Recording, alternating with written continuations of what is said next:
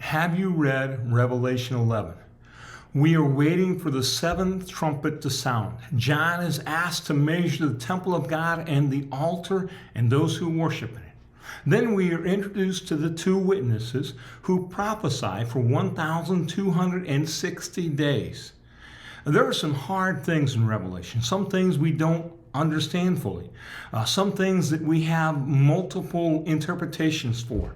And just a quick look, and I saw that the two could be understood as the witness of the church or two individual prophets, probably the way I'm leaning, which then John describes as two olive trees or two lampstands.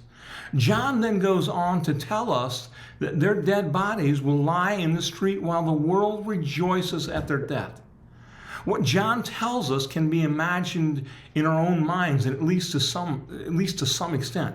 You can paint the scene of two of God's witnesses, prophets, lying lifeless and unmoving in the street while the crowds gather to revel in celebration of their end.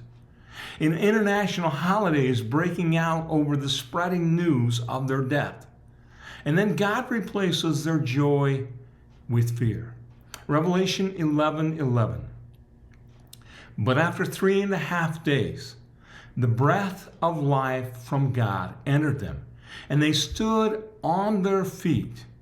Great fear fell on those who saw them.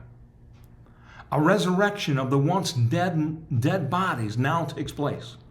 What was considered dead now comes back to life. I love the reminders of the study that the study aids provide. This language and scene is similar in a fashion to the valley of dry bones. Lifeless and hopeless, yet God breathes life into them.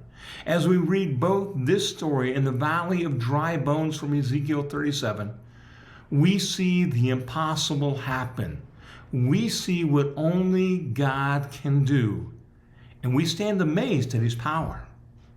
Keep reading, encourage others to read, and expect to find more gems to help us live like Jesus.